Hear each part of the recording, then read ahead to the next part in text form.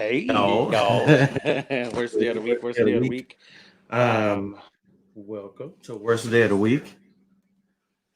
I am Denard Andre. This is a special segment. Uh-oh. This is a special segment of Worst Day of the Week. Uh-oh, I'm gonna turn my sound off, y'all. I'm sorry. All right, there we go.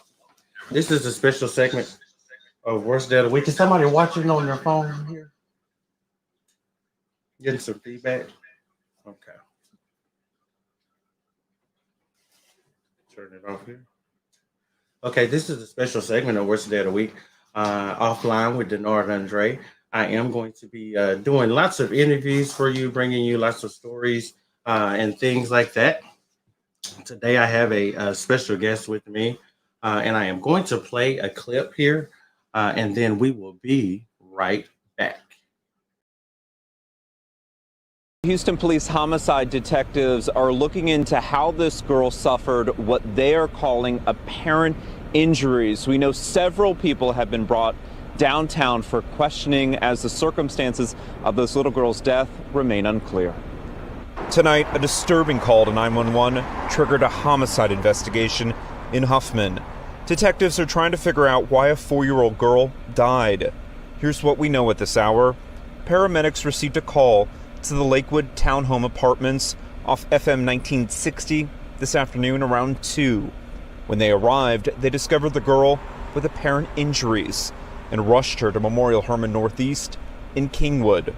We're told she passed away at the hospital. Homicide detectives were called out to the apartment given the girl's injuries. They would not detail them or the circumstances of how the little girl was found at the apartment complex.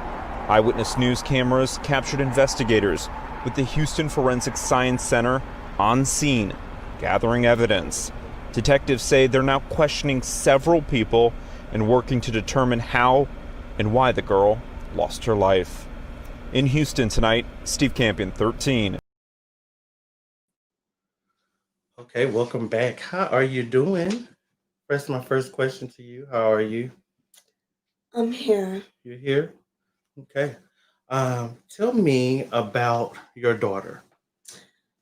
My daughter, she was a breath of fresh air. Mm-hmm. Um, she was a happy child. Mm-hmm. She loved to make friends. She was the type of child when she walked in a room, she brightened your day up. I mean, she was a good child. She was a good child. She loved school. Um, she loved learning. She was a good child. And how many other children do you have? I have two living children and two dead children. Two deceased children. So this is not your first child that you've lost? Yes. Wow. Um, how is your family coping? Meaning your other children. How are your other children coping with what's happened?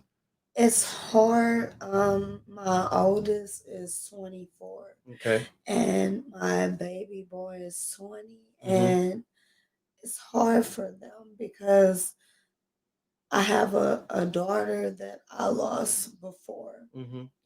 and it's hard for them, Yeah. you know. Yeah. Very hard. What does the word healing mean to you?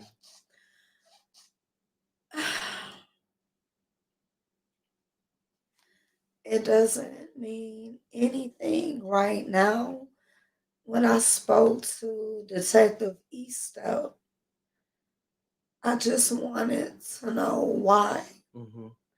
And I asked him, "Did you ask her why?"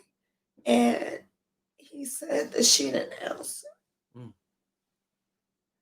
You Wow. know, so I feel I will never get any closure in that Mm-hmm. because I have to know why to heal. You have to know why to heal. And I just don't know why. because my child suffered. Mhm. She died from blunt force trauma to her head, and Mhm. she asphyxiated Mhm. in her sleep, but she had burn marks. They Mhm. burned her, Mhm. and she had bruises, and I just want to know, how could you do Mhm. this? Yes. And it wasn't an accident because I got the phone call on the 29th. She was already dead. Mhm. They changed her clothes Mhm. before the ambulance came in. I just want to know, what could she do so wrong? 4 years Because old. I know that she suffered, Mhm. and I just, out of all of these, why would you burn her? Mhm. You know? If you could describe what you felt when you found out about the passing of your daughter in one word, what would that one word be? If you could describe the feeling of what you felt. I felt that at the end of the day, when Melinda Davis wouldn't answer why, Mm-hmm. I felt like just because she's a woman, Mm-hmm. they shouldn't have any mercy on her. Mm-hmm. Because if she gets out, she'll do it again. Mm-hmm. And Melinda Davis put her picture up. She has been charged with the crime, which was what were those charges? Um, Endangerment to a child. but the charges will be, her first court date is November 24th. And January. uh, This January I or is it mean February 24th. February? Okay, February. And her charges will be up because, and that's all I can say about Mm-hmm. that. Okay. Okay. Um. Oh wow. So your daughter was 4 years old, She just uh, turned 4. and they found. And we had a custody. She died. They pronounced her dead November 29th. Mm-hmm. We had a custody hearing 3 days after that. Mm-hmm. And what I don't understand, if you didn't want her, Mm-hmm. Mm-hmm. I mean, I was so close. Mm-hmm. They could have given her to me. Yeah. Yeah.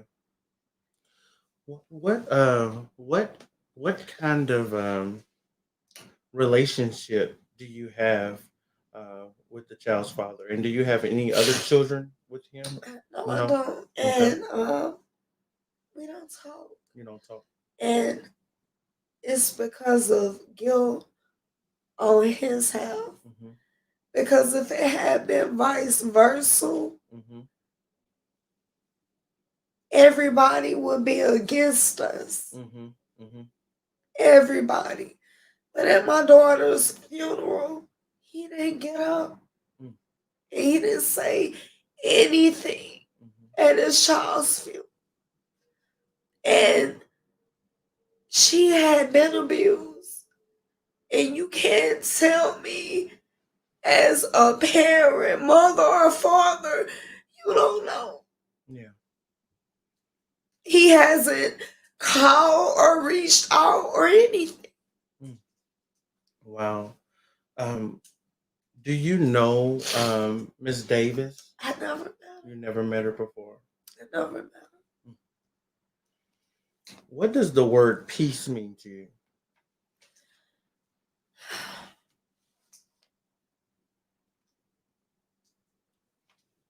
It doesn't mean anything to me at this point. But for my daughter, I know that she's at peace. Mm-hmm. What does it feel like to say that your daughter, 4 years old, is at peace? It's hard because I will never see her at prom Mm. or get married or have kids. Mhm. You know, I just. Wow. What do you want the listeners, or people who are watching right now to gain from hearing you speak? What do you want them to know? I want them to know that myself, I was an abused child, and no one listened. Mm. If you know, and it's just not an abused child, it could be man, woman, or a child. If you know that someone needs help, don't turn a blind eye. Mhm. You know, no matter if that person or if you ridicule for it, if you see something and you know something, do something about it. Because us as a black community, Mhm. we hide incest, Mhm. we hide mental health abuse, we hide abuse within a family, we hide drug issues. If you know that if it's a stranger, God gives us the power to do anything. And if you have the power to help someone, help someone. Mhm. But these children, they can't speak for themselves. Right. And even if you don't have kids, you can look at a child and know something's wrong. In today's society, everybody is, I'm going to get it. Mhm. It's none of my business. Mhm. And then a couple of days later, you see on the news, this person died. Stand up. And it's just not as black people, us as a whole, because it's not little black girls like Yanni. It's little white girls. It's Hispanic girls. It's Asian girls. And it's just not girls. It's little boys too. Mhm. And what's so detrimental, it's a woman that committed a heinous crime. And society is so keen on men doing things like that, but it's an eye opener. You have women that are really messed up. You have women now that are hurting our children. You have friends that you know they're abusive to their children. And we turn a blind eye. But it has to stop. Because the ripple effect, these children grow up. They grow up with issues. They grow up being suicidal. They grow up with mental health issues. We're not all, we'll never survive.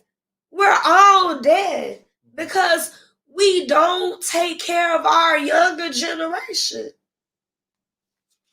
What can the community do to help you? The community can do more after school programs. Mhm. A lot of kids go to school because that's the only way they can eat. Mhm. We need to get involved more in our community and with our children. And it's not a black and white thing, it's us as a whole. Mhm. Children are people too. Yes. Was there any moment, or was there that you feel like a telltale sign? I know that you mentioned that you had a custody hearing 3 days after the death of your daughter. Was there any moment or any kind of sign where you felt like Ayani was in danger? At no point. No point. The last time I talked to my daughter was in August. Mhm. And Jeff dropped off the face of the earth. I have hundreds of text messages, Facebook messages reaching out, just call me. And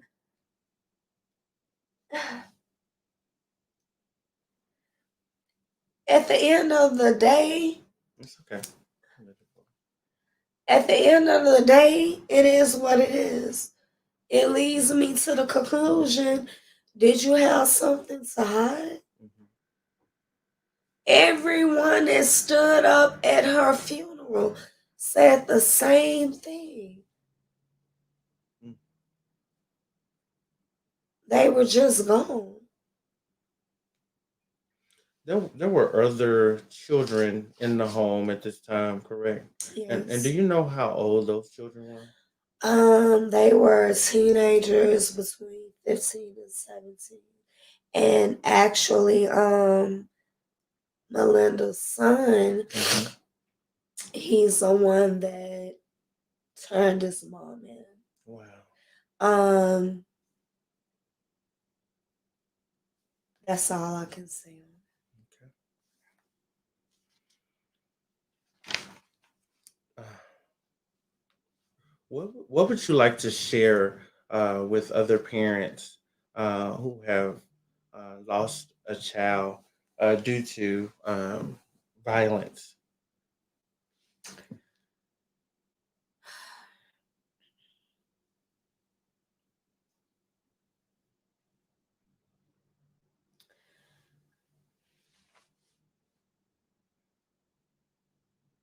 I don't question God about anything because through this, my faith is still strong.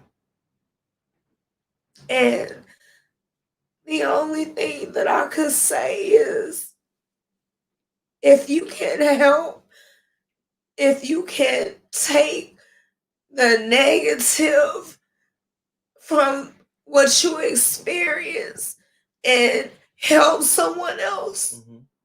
do that. Okay. And so on the court date, February the 24th, you will be going to her court date. Yes, but because of coronavirus, we're not allowed inside, but we Okay. can podcast outside. Okay. And I'm just asking anyone that, and just not for my daughter, this is a eye opener because kids die every day and Yes. you never hear about it. Yes. You never hear about it, especially African American kids and Hispanic kids. Mhm. Just come out and support because we're their voice now. Mhm. You know. Yes. Being your daughter's voice, what is it that you think that she would want to say to her or be to the person who ultimately took her to her demise? What would you think she would want to say to that person who was hurting her, who burned her? Um, She would she would say, why? I'll be good. You know, she wasn't a bad child. mhm, She wasn't. mhm. If you had known her, she wasn't. You mentioned not being able to talk to your daughter since the end of August of 2020, and her death came on November the 29th. What was it like already hurting from not having been talking to her, having seen her? What was it like to hear that she had passed away and you had not even spoken to her? The night that on the 29th, actually, we were gonna ship her Christmas presents. And she was just on my mind Hmm. the whole day. And I called her grandmother, just mom, Mm-hmm. and she didn't answer. Mm-hmm. And I was calling her to let her know I was gonna ship it, to her for Yanni. And I got a text message. Yanni's dead. They didn't even call me. They text Mm-hmm. that your daughter is dead. And that's how I felt. Wow. What were you doing at that moment? I had put up a Christmas tree. I was decorating the house. Had just got off work a couple hours before then. Mm-hmm. It was a normal day. Mm-hmm. And I never expected Yeah.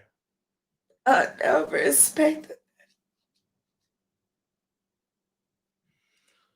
Um, the death of a child is just something that is really tough for in any circumstances. I want to thank you so much for taking the time to speak with me uh, and share your story with me. What do you want to do? What kind of goal would you like to meet for Yanni? Are there any? I know you mentioned that you want to help all children. What how do you plan on helping kids who don't have a voice, who may be being abused, who may be on the verge of having something like this happen to them? I think more outreach programs, Hmm. more community centers, more reach one, teach one, Hmm. more big brother, especially in a black and brown community, Hmm. and lunch Yeah. programs and places where kids can come so they won't be on the street, Hmm. so they won't be a product of their environment, Yeah. you know. And I mean, it's gonna take a lot of time, but that's my goal, Hmm. to help kids know that even though that you're labeled a minority, that dreams come true, that you can be anything that you want to be. But society has to understand, if you tell kids this is all that you ever will be, that is what they go with. That is what they live by. Hmm. Our kids today, they need positive influences, something that we didn't have Hmm.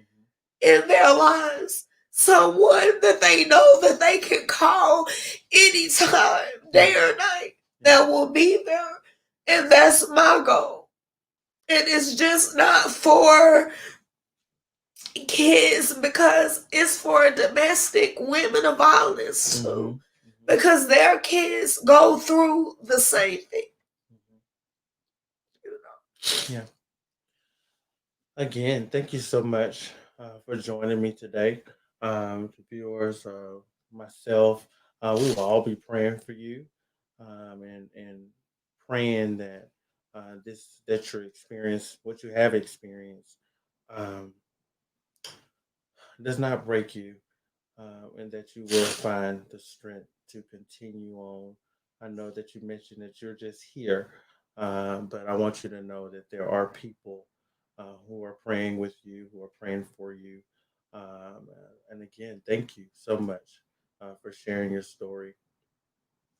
Um, this is something that happens all too often, where children are subject to violence and heinous crimes and death at the hands of the significant other of a parent. Um, Too many times this is happening, and like our guest said, like Shay said, that people don't hear about it. we don't hear these stories, and we don't see what happened. It's kind of, just turned away and swept under the rug. But this is real. This happened to this mother. This happened to this family. Um, and we should all be vigilant and not turn a blind eye to things that are going on. I had step parents when I was growing up, and my step parents, thank God, were amazing people who showed me the good side of life. And wow, such a heartbreaking story.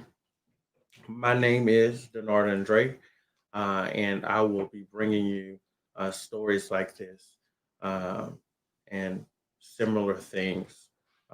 As I don't want to say as often as I can, but as often as they happen, which is far too often. I want to thank you, the viewers, for watching, and again, have an awesome day. And don't forget to check out my show, Worst Day of the Week, live with Denard and Dre, every Monday at 7, right here on Facebook, right here on YouTube. Thank you so much.